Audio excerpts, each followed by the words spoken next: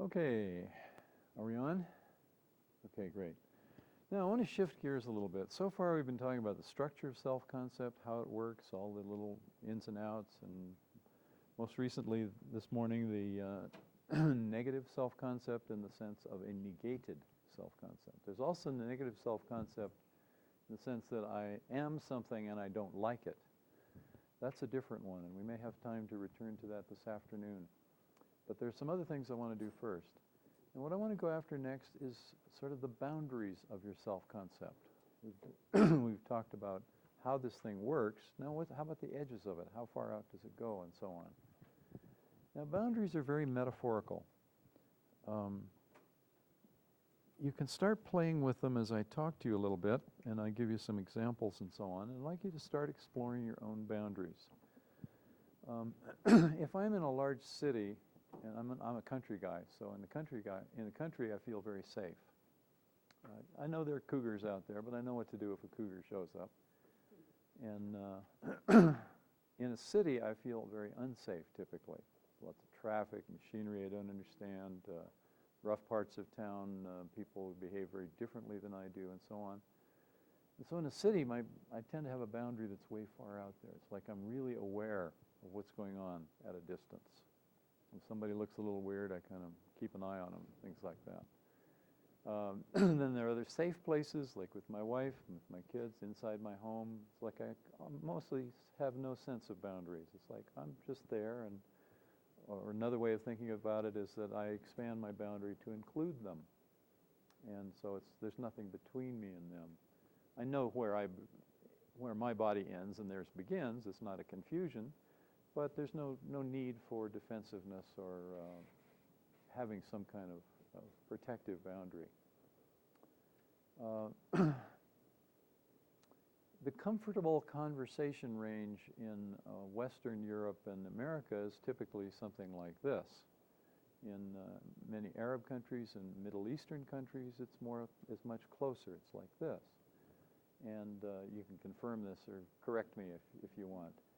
But typically then, if an Arab is speaking with an Englishman, the Arab moves into where it's comfortable for the Arab, and then the Englishman moves away to where it's comfortable for them, and then it looks like they're chasing each other around the room.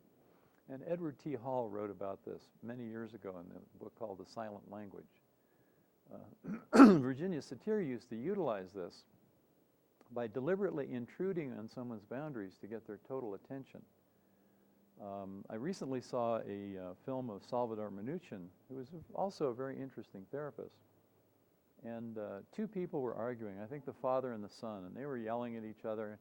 He tried to get in between them like this to block their interaction. It didn't work at all. They would just go like this, and they kept yelling, stuff like that. Virginia Satir moved much more effectively. The two people are yelling like this. She'd come in like this, and she said, "Oh, now, Ron, I want to talk to you about something. Now, when I'm this close, can you pay attention to anything else?" Not really, no. Not really. And it was very, very effective. She would interrupt the interactions by deliberately intruding, getting too close, but having gotten rapport, and always with a gentle touch, typically. So you knew nothing bad was going to happen. But still, when you get this close, it's weird. And it gets your total attention, and it stops the interaction like this. So these things do exist. And the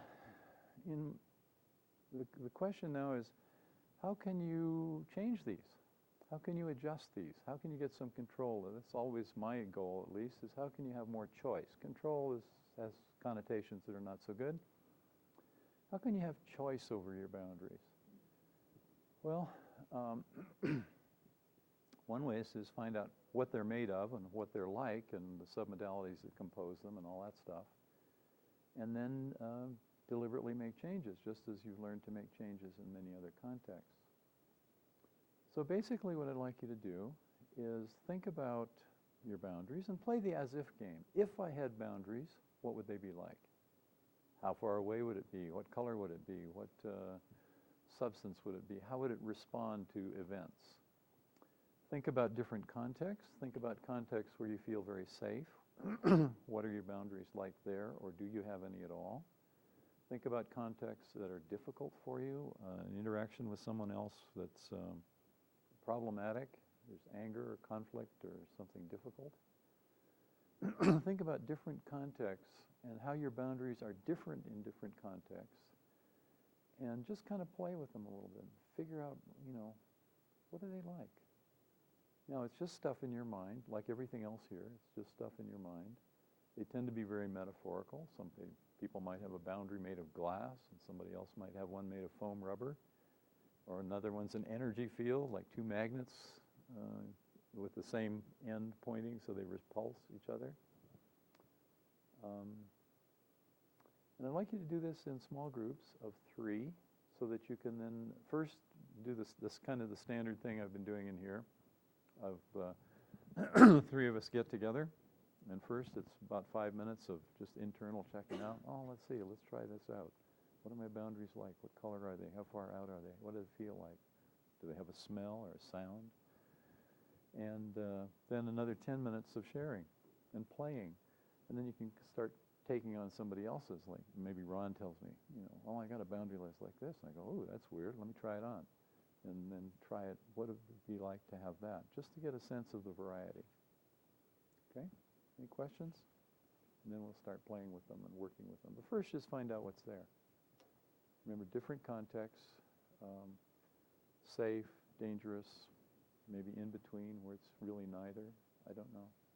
Just explore contextually with different people, with different situations, and find out what kind of boundaries you got.